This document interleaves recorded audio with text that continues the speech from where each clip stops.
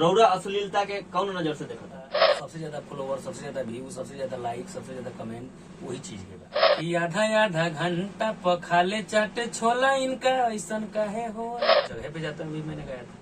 बबुआ बिहारी न्यूज में फिर से आप सभी का स्वागत है। आप सभी को मिलाते हैं सारण के धरती के लाल, छपरा के लाल, हमारे भोजपुरी सुपरस्टार आलम राज जी से। सबसे पहले बबुआ बिहारी न्यूज में आपका स्वागत है आलम जी। नमस्ते, प्रणाम। बबुआ बिहारी न्यूज देखे वाला जितना भी दर्शक लोग बा सबकरा के हम आलम राज दोनों हाथ जोड़ के प्रणाम करते नहीं कि रउआ लोग के चैनल के ढेर सारा दुला के अभी आशीर्वाद दी, हमरो के आशीर्वाद दी। रउआ का स्वागत बा, रउआ मिलल बानी। मैं पूछना चाहूंगी कि आप कब से गाना शुरू किए? मैं तो इसे बचपन से गाता हूँ, गाता था। जब शुरू स्कूल में जब पढ़ता था तो उस टाइम मैं गाना गाता था। तो उस समय में साल का 2 प्रोग्राम मेरा फिक्स था, 15 अगस्त और 26 जनवरी को। तो वहीं से गाना धीरे धीरे शुरू किया। उसके बाद मैं हाई स्कूल में जब एंट्री किया तो उसमें चंद्रिका प्रसाद सिन्हा एक टीचर स्काउट के थे, तो म्यूजिक भी सिखाते थे। तो मेरे घर के पास में उनका डेरा था, तो मैं जा वहाँ पे धीरे धीरे मतलब हारमोनियम का ज्ञान लेना शुरू किया।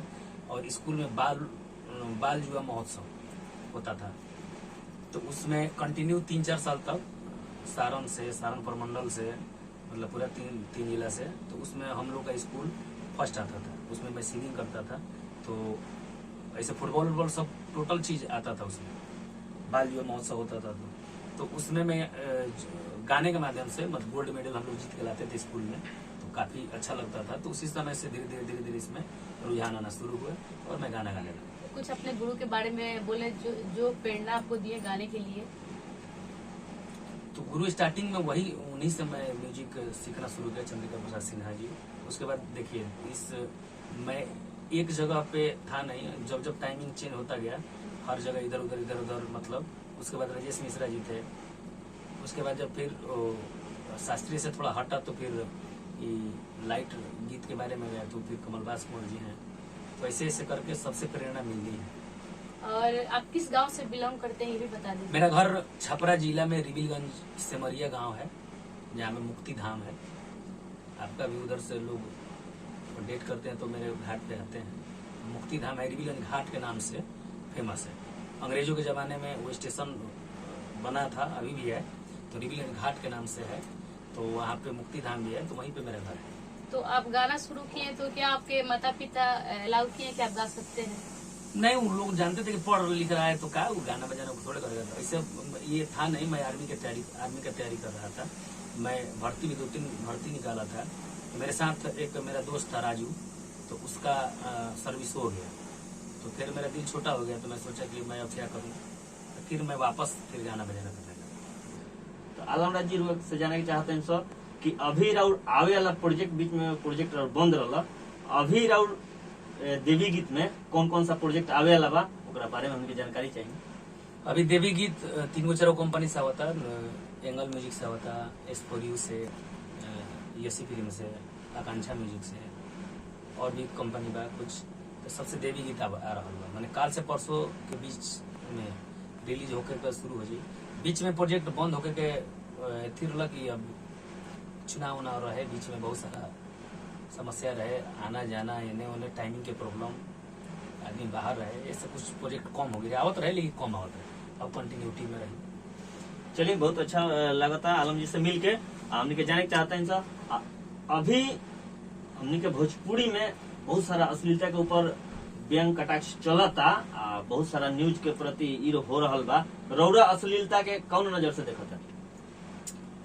ये में कुछ कहल भी मूर्खता का है कि जितना लोग अश्लील करता, सबसे ज्यादा फॉलोवर, सबसे ज्यादा व्यू, सबसे ज्यादा लाइक, सबसे ज्यादा कमेंट वही चीज के बा। एकरा के बुरा भी नहीं कहल जा सकता, क्योंकि आपको पसंद है तो आप उसको देख रहे हैं, सुन रहे हैं, लाइक कर रहे हैं, कमेंट कर रहे हैं। अगर अश्लील होता तो आप नहीं सुनते, या अश्लीलता का विरोध करते तो आप नहीं सुनते। यानी कि सब लोग सुन रहे हैं तभी ना बढ़ रहा है आगे। देखिए, आलम राज जी का कहना है कि अश्लीलता पब्लिक के देखने से, और अगर अश्लीलता रहता तो पब्लिक नहीं देखते, व्यूज नहीं आते।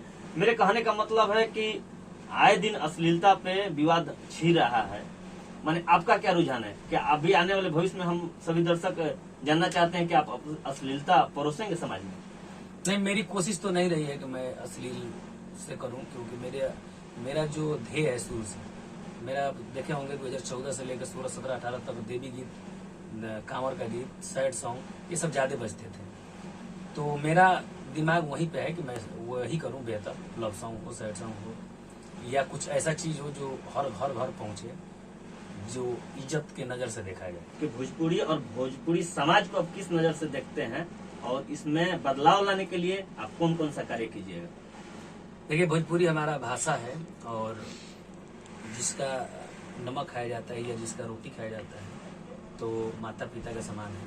तो भोजपुरी के जितने भी श्रोता हैं सभी भगवान रूपी हैं, सभी माता पिता के रूप में हैं। तो भोजपुरी के बारे में हमेशा से मतलब दिल में प्रेम रहा है और आइंदा आजीवन इससे प्रेम रहेगा। तो क्या आने वाले दिन में हमारे दर्शक जानना चाहते हैं, बबू बिहारी के जितने भी दर्शकगण हैं, कि आप क्या अश्लीलता के ऊपर रुझान नहीं करेंगे?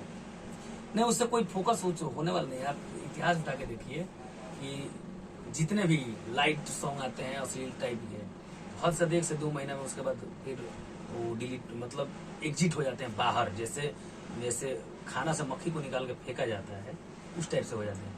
मेरा सैड सॉन्ग आज ही बजता है, जाए जान जा तू भुला जिया, जो कि 2014 में मैं गाया था। आज 2022 हो रहा है। जी 14, 26, 22, 8 साल पहले, आज भी 8 साल बाद भी गाना बजता है। तो कुछ ऐसे ऐतिहासिक गीत होते हैं जो एनी टाइम बजते हैं। जगह पे जाता भी मैंने गाया था, 2 साल में पुरान हो गया था। खैर, वो धुन फेमस था इसलिए आज भी मतलब लाइव शो में लोग बजा ही देते हैं।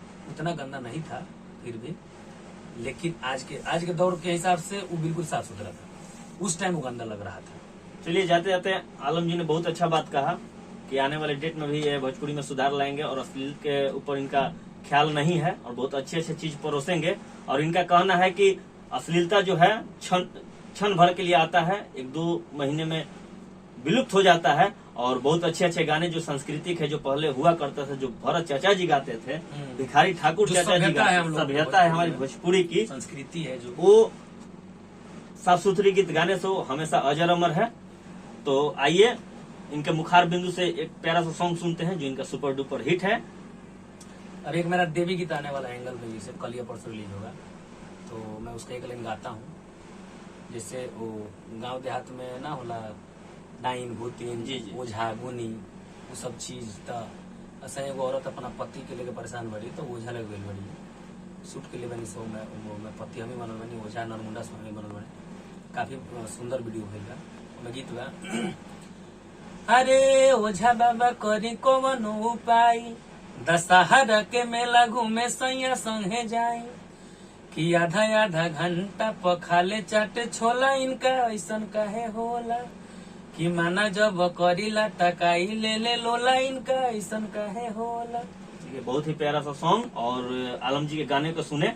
और हम लोग जाते जाते आलम जी से एक सैड सॉन्ग इनका बहुत ही प्यारा, और ये भी सॉन्ग आप ही का है ना, धनिया भुलाई गई, तो ये भी जाके थोड़ा सुना देते हैं। जहाँ भी जाते हैं प्रोग्राम में गाना जरूर बजता है। अच्छा, वो मैं गाया था देवी गीत में। जी जी।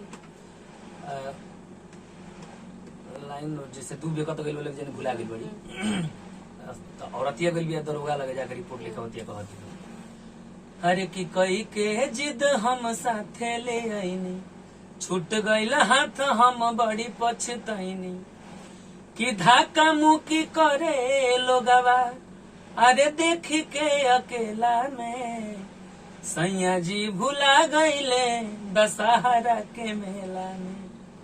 बहुत प्यारा सॉन्ग है। और हम लोग कहीं भी जाते हैं तो आलम जी का हर एक पंडाल पे दशहरा शुरू होते ही इनका गाने बजने लगता है। अब बहुत ही कॉमेडी सॉन्ग है, आप सब भी सुने और ढेर सारा अपना आशीर्वाद प्यार दें। मिलते हैं अगले प्रोजेक्ट में, तब तक के लिए जय हिंद।